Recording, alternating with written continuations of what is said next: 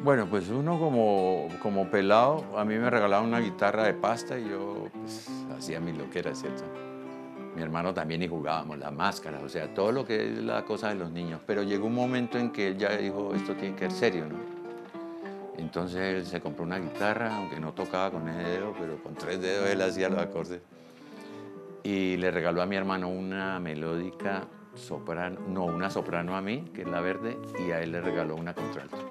Entonces empezó a enseñarnos, pero pues no nos enseñaba la música eclesial, sino bambucos, música popular realmente.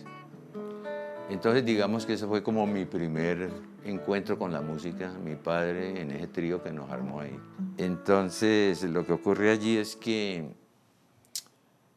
empezamos en el colegio a armar con los pelados, ¿no?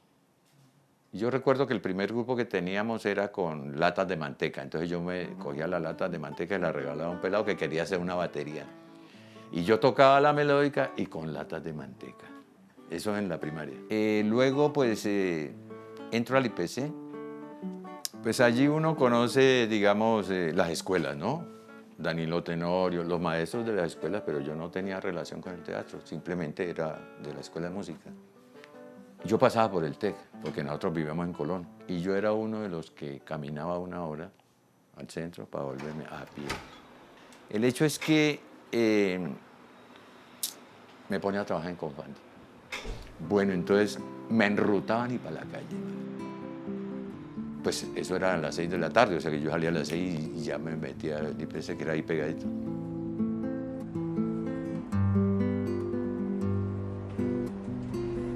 Entonces terminé eso y me fui a comer unas empanadas allí en la 10, ¿no? En el champús de Lola, que es muy famoso, ¿cierto? Ahí está Manyoma. Entonces me encontré a Manyoma y dijo, yo soy Manyoma, y yo te he oído temas a vos, weón. Sí, sí, y el negrito usaba la maraca, era el cantante, ¿no? De esa época. Entonces yo arrimaba allí porque Manyoma ahí estaba, porque era familiar de ellos. Cuando Tim me encontré a toda la máscara, a Lucy, a Ricardo, Diego Villegas. Entonces Lucy me acercó, ¿qué hubo? ¿Vos qué haces? Le dije, no, yo estudio música y tal. ¿Y ustedes qué hacen? Yo soy de teatro. ¿Cómo así? ¿Y qué están haciendo? No, pues que salimos a comer algo, estamos ensayando. 1973. Entonces me invitan. Y yo dije, pues yo ya terminé mi nota, pues vamos. Primer ensayo, verlos ensayar. Entonces dirigí a Carlos Bernal, actor del TEC, y me metió con la melódica ahí detrás en off a hacer efectos para el sketch. Entonces ya empiezo a enrolarme con la máscara, conozco al TEC porque el TEC ensayaba por la mañana y nosotros en la tarde. Entonces esa fue como la llegada al teatro. Esta es la calle Piedra. En esta casa, en el segundo piso, se inició el Teatro La Máscara, más o menos en la década del 90. Después de una gira que hicieron por Centroamérica, volvieron a Colombia y aquí iniciaron sus labores con Lucy Bolaños, Pilar Restrepo, Héctor Fabio Cobo y todo un elenco mixto que permitió el desarrollo del Teatro La Máscara en Cali y lo que conocemos ahora como La Máscara.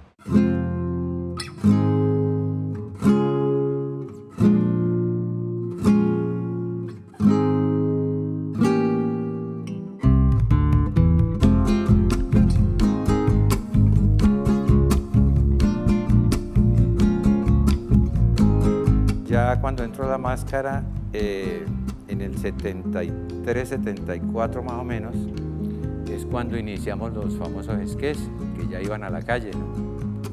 Que ya era teatro, pero con un contenido mucho más social, mucho más político. Entonces, en ese sentido ya había una relación del teatro no tan de comedia o de diversión, sino de denuncia. Entonces digamos que encarno esa denuncia a partir del teatro en el 73. Empezamos también un trabajo con el TEC. A partir de eso pues yo logro integrarme al TEC con propuestas de tipo musical.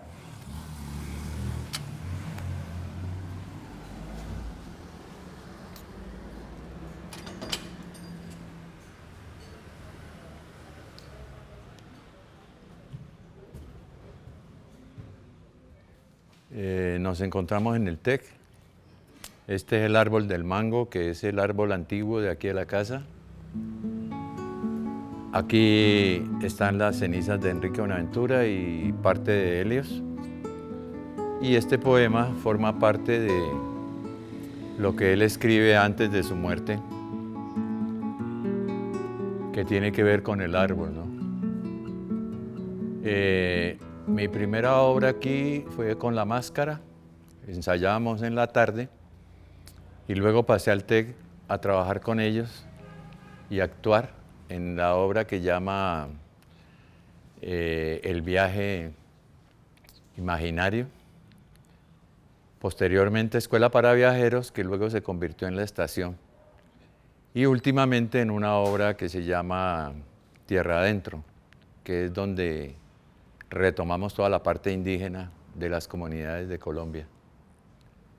Aquí funciona el CITEP, el Centro de Estudios de Investigaciones Enrique Buenaventura, que permite pues que su obra siga viva y que es inédita, entonces por lo tanto cada que sale un libro pues él retoma su convivencia con nosotros.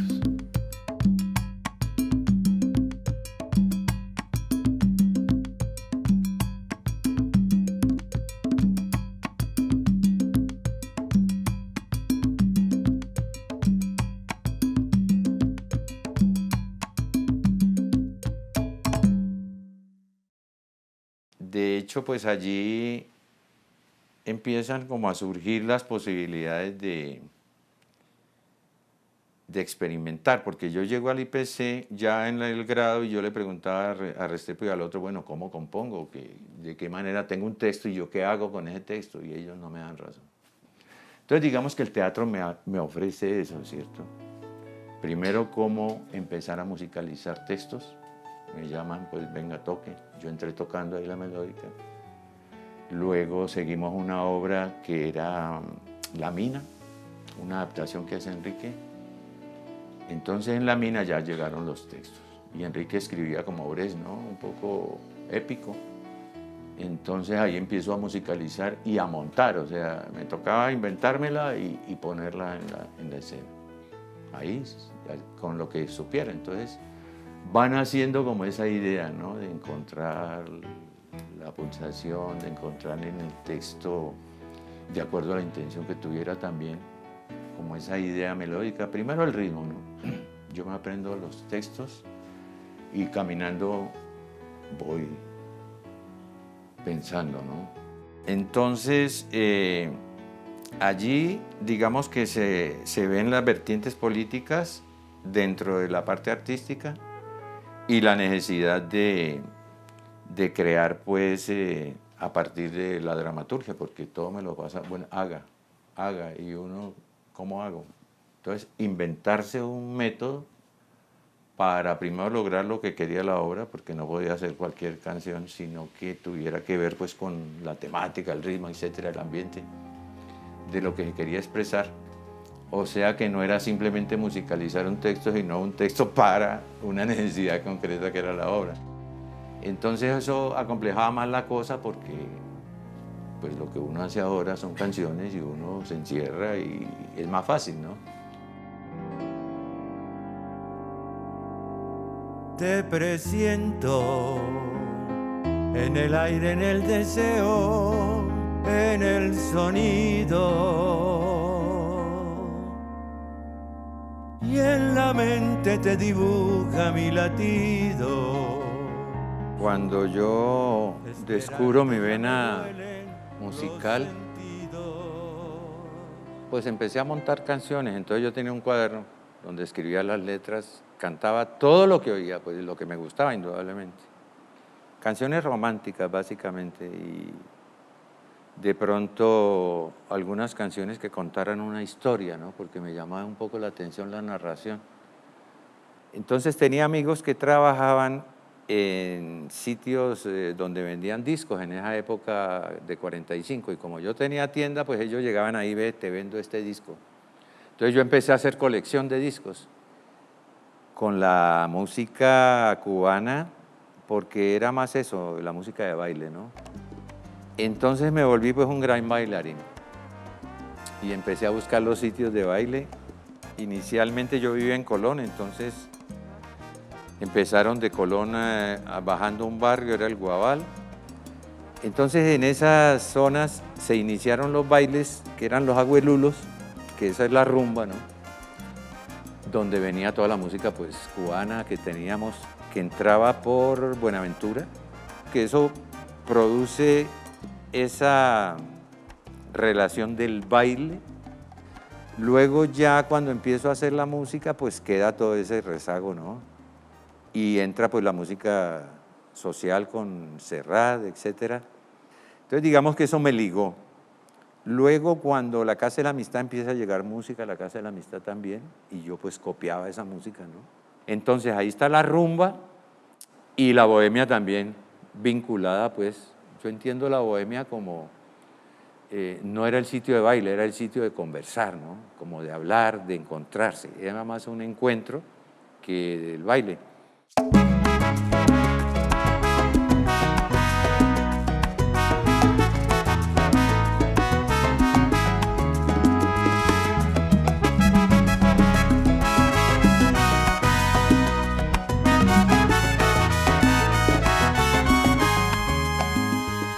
Las influencias siguen siendo como lo que le gusta a uno, o sea, la parte armónica, la parte rítmica, los mismos instrumentos, ¿no? La parte indígena, que es allí fundamental. Las tarcas, las ocarinas, etcétera, lo que lo identifica a uno como latinoamericano, ¿no? Digamos que la poesía para mí es lo que nos salva, ¿no? Primero por el pensamiento, por el sentimiento, porque el poeta, como dice Octavio Paz, detiene el tiempo y el que lee o el que percibe el poema logra percibir eso, aunque no como el poeta, ¿cierto? Pero digamos que es como lo que nos deja respirar, esa detención del tiempo en la poesía. Es lo que permite como tomar aire, ¿no? Para continuar.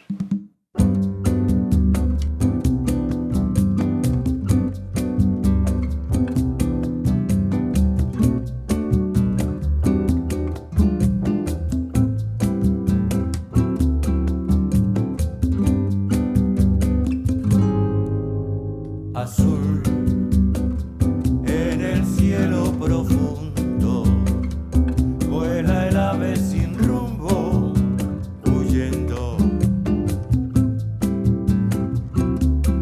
de la soledad.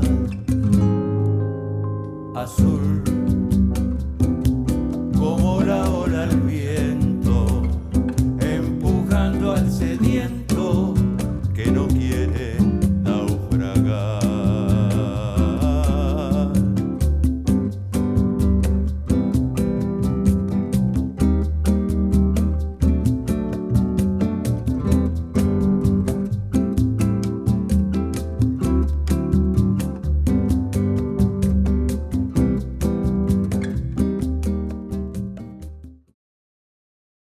De pronto me empiezo a encontrar precisamente a Gustavo, una foto que hay por aquí, precisamente esta, una presentación de Mercedes Sosa en la Santiago, ya en la nueva sede, que no era sino un bloque, inicialmente allá en el sur, ¿sí?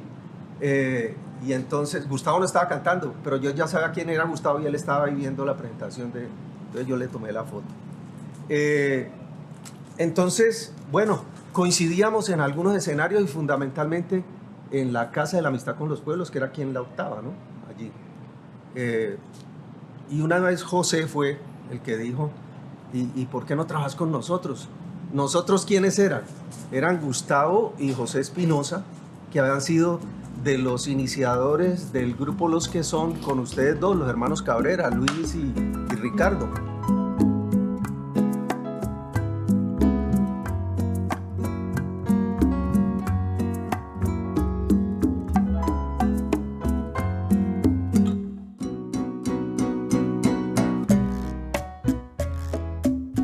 Después de ese grupo, hacía solos con José, hacíamos dúo con Espinosa. Luego apareció Omar y con él armamos Utopía.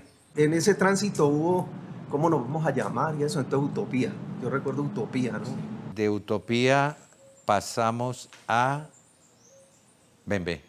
Bueno, en el año 86 yo había escuchado hablar de Bembé, pero como que con la referencia de Gustavo Vivas. O sea, sabía que existía Bembé porque en el IPC la gente cuando hacía los comentarios de chévere, un grupo y lo manejaba Gustavo Vivas, no conocía a Gustavo Vivas.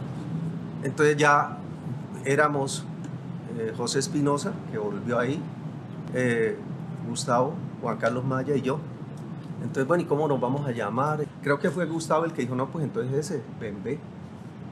Fiesta con toque de tambor en homenaje a un dios Lucumí. El grupo se presentó en ferias, o sea, hay toda una historia de ese grupo.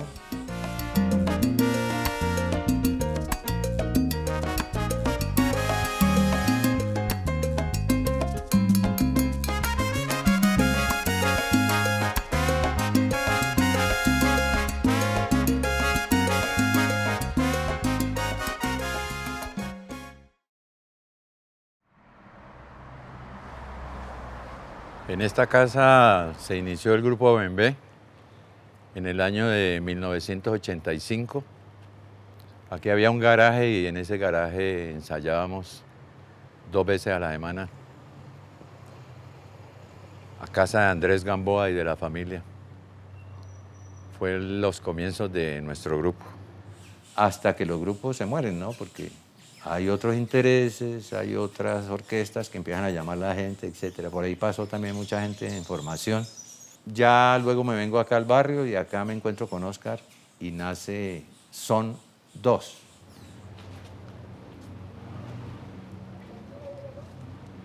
Esta es la casa de Balita del bando de Villamaga, donde nos conocimos desde hace muchos años.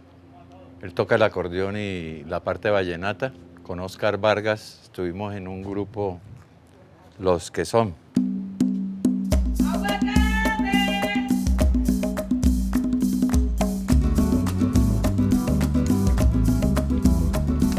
¡Qué madre!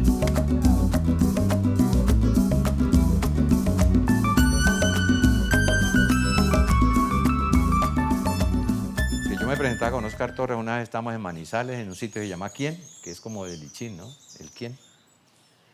Entonces estábamos allí y en esa bulla de esos sitios se acercó la pelada y dijo, ¿cuántos son? Entonces yo pensé que era que me decía cuántos son para la comida, ¿no? Porque entonces yo le dije, son 4. Y al ratico dijeron, ah, el grupo son 4. Y me estaba preguntando era cómo se llaman. Entonces quedó son 4. Éramos los 4, son 4. Entonces cuando llegamos acá, donde Óscar llegaba a otro y le dije, pues son 5, man. Son 6. Y dijo, no, pongámosle los que son, hermano. Ya me tienen cambiando aquí de tarjeta cada que entra uno, pongámosle los que son y que lleguen los que sean. ¿Cómo se llamó el primer grupo? Sí, y entonces retornamos 360 grados al primer grupo otra vez, los que son. Pero ya armar esa orquesta es muy difícil. Primero, mucho esfuerzo. Y segundo, a mí me gusta eso, ¿no? Y yo pagaba. Mi salario se los daba para que tocáramos, pues esa era mi vida, entonces era más para que funcionara eso y para darles trabajo a ellos también, ¿no? Porque si no... Pero pasábamos años en blanco, ¿no? Donde no se vendía nada. Nadie hacía esfuerzo por vender. Si yo no vendía o resultaba un buen amigo, era como otra relación de producción. No era la plata, sino el encontrarnos, el hacer música, el sentirnos bien y el tocar. Y yo, pues, que me montaran mis canciones, porque qué otra cosa quería yo, que montaran mi repertorio. Y por eso luché hasta el final, ¿no? ¿Cómo nace la idea de hacer esta música social, pero con ritmo afroantillano? Porque es que eso define todo el proceso de Gustavo y de todos nosotros. Pues. Pero eso es muy de Gustavo, no sé, Gustavo tenía eso muy metido. Nosotros aprendimos con él eso. De hecho, antes de que yo fuera músico profesional, la persona que me enseñó a entender la importancia del tiempo breve y el tiempo fuerte fue Gustavo. Porque nosotros tocábamos y nos cruzábamos, no sabíamos cómo funcionaba eso. Gustavo fue el que nos enseñó eso. Gustavo sería el que diría cómo fue la música cubana la que influyó tanto en esas canciones. Una influencia de Puerto Rico y todo lo que tiene que ver con las Antillas. Cuba pues ya estaba ahí presente, indudablemente, pero volviendo a Cuba aparece Guillén, porque es la poesía la que nos lleva también. Y el Búcate Plata es el que nos ubica ya dentro de la poética y la rítmica, ¿no? Que era el que nos identificaba, porque realmente muy poca gente cantaba Guillén, sobre todo. ¿Por qué te pones tan bravo cuando te dicen negro bembón? Si tenés la boca santa, negro bembón. Bembón. Y así como eres, tenés de todo. Zapato de 2 tonos, negro bembón.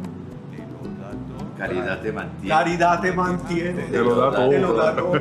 Y te quejas todavía. Te quejas todavía, Negro bembón, con pega y con harina. negro bembón. Zapatos de 2 tonos. Negro bembón.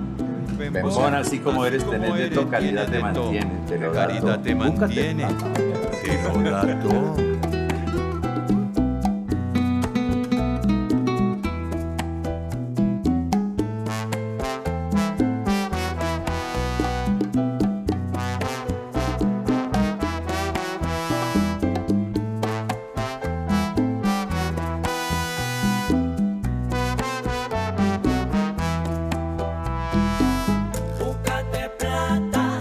Búscate plata, porque no doy un paso más. Estoy arroz con galletana. Pero en Cali es un referente de la música, de los cantautores, siempre está presente donde se le llame, no importa si se le paga o no se le paga. Hace poquito estuvo con mucha pena y dolor en los 50 años de la Espada de Bolívar, que no pudo, no hubo sonido, no hubo condiciones, pero ahí estaba Gustavo, en cosas así, ¿no? En las carpas, en las protestas, en lo demás. Es decir, un artista completamente comprometido con esta época que nos ha tocado.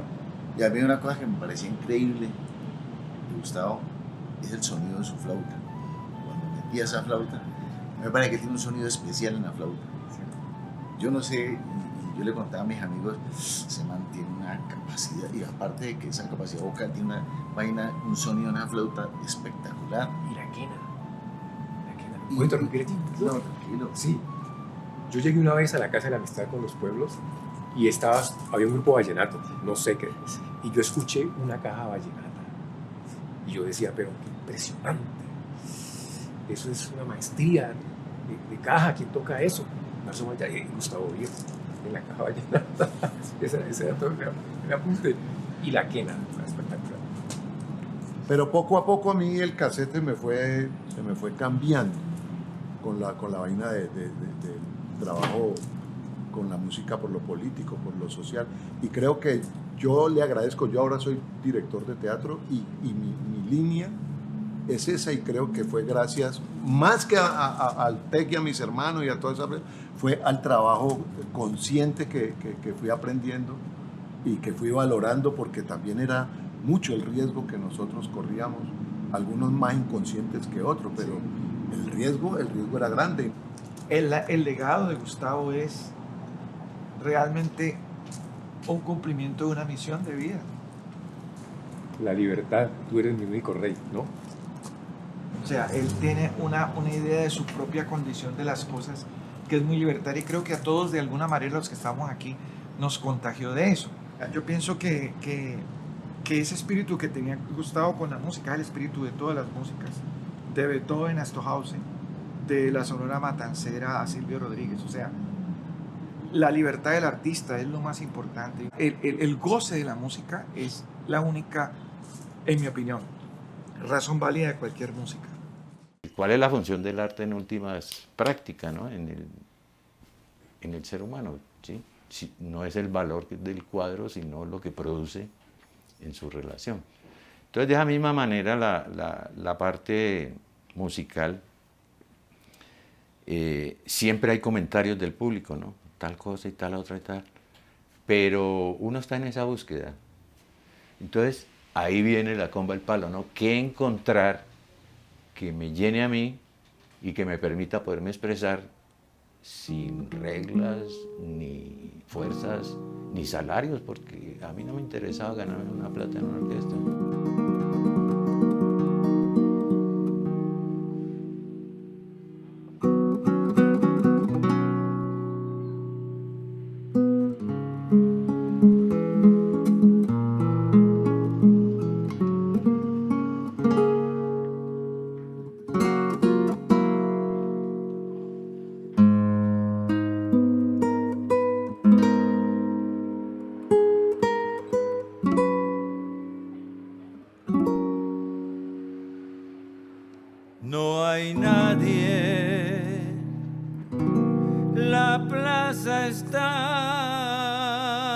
vacía, pero yo canto y canto y canto más todavía. Nadie escucha a nadie, la plaza está vacía, pero yo canto y canto y canto más todavía. Pero yo canto y canto y canto más todavía.